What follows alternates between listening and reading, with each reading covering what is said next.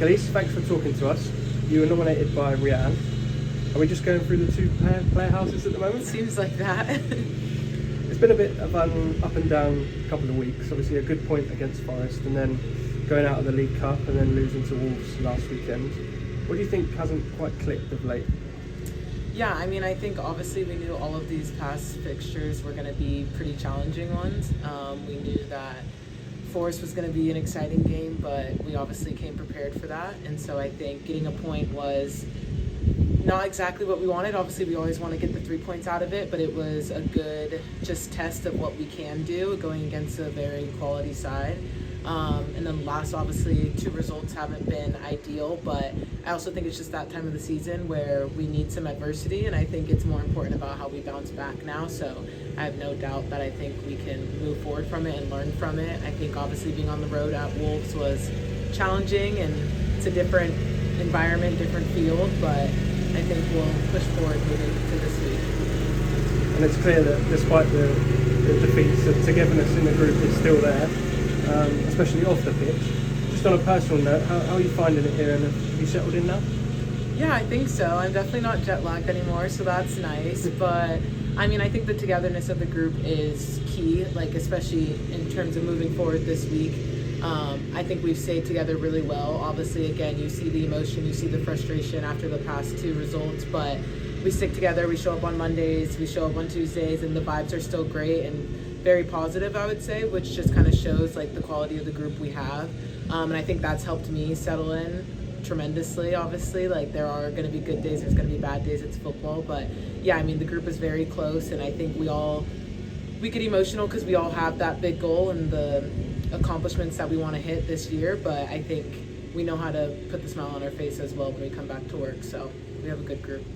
And obviously as well, we've got the 2 player houses. How big of a part did they play in you signing here, but also how much will it help throughout the season to have those players living together? Yeah, definitely. I mean, I think offering that is obviously very nice for someone like me coming from overseas and having just not only the accommodation, but also kind of a sense that I'm going to be taken care of in a way and not just left on my own necessarily to figure everything out. So it is really reassuring to have like a group of girls who have been here for a while mixed in with some girls that are also new, because we can kind of bounce off of each other's experiences and just take care of each other.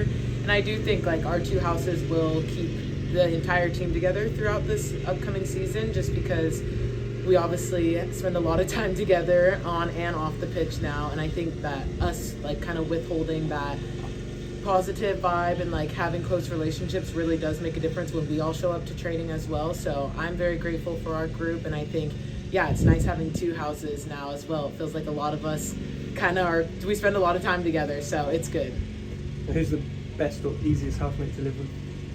Honestly, in my house, we get along so well. Like, I'm not even just saying that as an exaggeration. I feel like we do get along so well, and everyone, like, we just bounce off of each other really well, which, again, I've been super grateful for just because it's made my transition pretty seamless in terms of that. I would say Ebbs is pretty easy. Like, I feel like oftentimes I just find me and her just sitting on the couch watching football, or, like, sometimes we're talking, sometimes we're not, sometimes it'll be like 10 minutes and we haven't said anything, and then we'll randomly have something to say. So no, honestly, we all are pretty chill, and we all kind of understand each other's like do's and don'ts, I feel like, for the most part, and yeah, we take care of each other, which is nice. I won't stitch you up and ask you who's the worst to live with, but you mentioned like working your way into the squad, and I just wanted to ask, does that show the quality we have here, and as well just taking the opportunities when we get them? Yeah, definitely. I mean, I think obviously the rotation has been challenging to get into for myself and a few others, but like you said, yeah, that just goes to show like the depth that we have and the quality that we have. Obviously nothing's going to be handed to any of us. We've all been training really hard, and I think everyone kind of knows we make each other better each day in training. And yeah, hopefully whatever minutes and whatever time any of us get on that pitch, we make the most of it and can get us on a good positive note starting this Sunday. Looking forward to Stourbridge now. How important is this week of training to really bounce back when we get out there on Sunday? Yeah, I mean, I think it kind of speaks for itself, obviously, right? Like, we know we need to get a good result. We're back at home, which is huge. I think the key thing is that togetherness that you kind of talked about.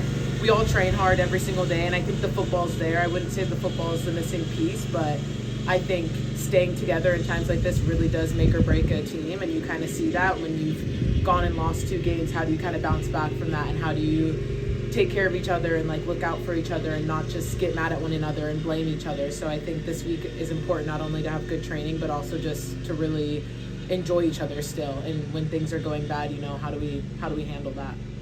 And as well, you kind of touched on it, but being back at home, we can really make this place a difficult one to come to, can't we? Yeah, definitely. I mean, I think we saw that on the night of the Forest game as well. Obviously, we had a great turnout.